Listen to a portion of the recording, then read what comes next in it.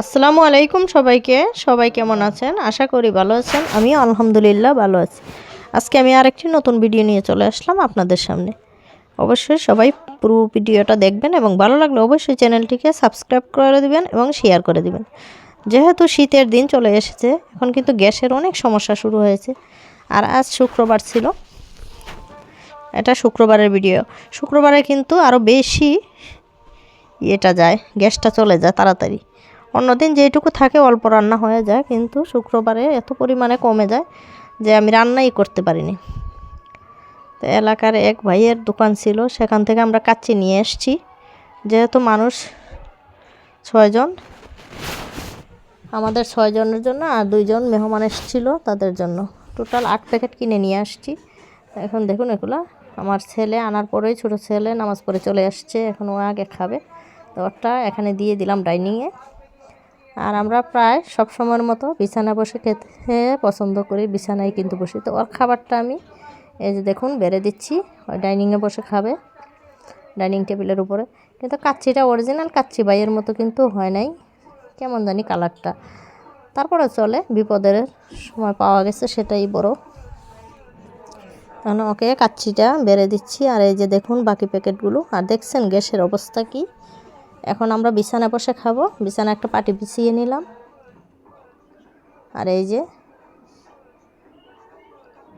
প্লেটের মধ্যে সবগুলো বেড়ে নিচ্ছি। এখন দুপুরে খাবার শেষ হয়ে গেল, এখন সন্ধ্যা চলে আসলাম চা আর বিস্কিট নিয়ে। সেটাও বিছানায় বসেই চাটা খাওয়া হবে। যেহেতু এত শীত পড়েছে, ডাইনিং টেবিলে বসে খেতে কিন্তু আর বেশি ঠান্ডা লাগে, সেজন্য আমরা বিছানায় বসে সব কিছু করি।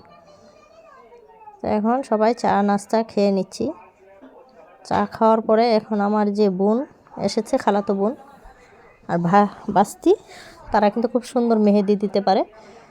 বলে ফুপি তুমি আসো। আর খালাতো বোন বলতেছে আপু তুমি আসো, একটু মেহেদি লাগিয়ে দেই। আর মেহেদি তো প্রায় সব সময়ের মতোই আমার অনেক পছন্দের।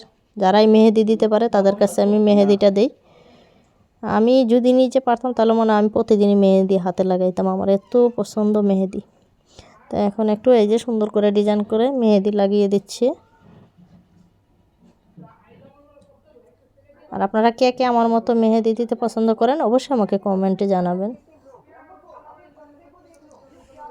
দেখুন কম্বলের উপরে বসে আছি। কম্বলের উপর বসে বসে কিন্তু বিছানার মধ্যে কম্বল গায়ে দিয়ে মেহেদিগুলো লাগাচ্ছি। আর এত পরিমাণ শীত পড়েছে, ওরে বাবারে বাবা। ঢাকা শহর কিন্তু অন্য বছর এত শীত পড়ে না, এবার যে পরিমাণে শীত পড়েছে। আমি ভেবেছিলাম যে কোনো শীতই পড়বে না, গ্রামেই শীত বেশি। কিন্তু দেখি এবার ঢাকা শহরে মানুষও শীত কাকে বলে বুঝতে পারতেছে। দেখুন মেহেদিটা কত সুন্দর করে, আমি হালকার মধ্যে দিতেই পছন্দ করি, বেশি গর্জিয়াস আমার ভালো লাগে না। এখন সিমসামভাবে দেওয়া হচ্ছে। কেমন হচ্ছে অবশ্যই আপনারা আমাকে কমেন্টে জানাবেন।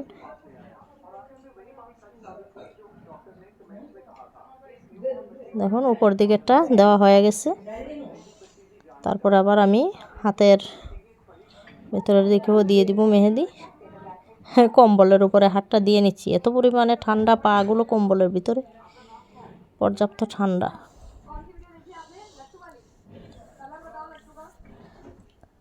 এই যে পুরো ডিজাইনটা দেখিয়ে দিচ্ছি উপরে, কেমন হলো বলুন। এখন আবার দেখি যে মেহেদিটা রয়ে গেছে, বললাম যে তোমরাও একটু হাতে দিয়ে নাও। এখন আবার ওরা হাতে দিচ্ছে, আমি আবার একটু ভিডিও করে নিচ্ছি ওদেরটাও। ওদেরটাও অনেক সুন্দর হয়েছিল।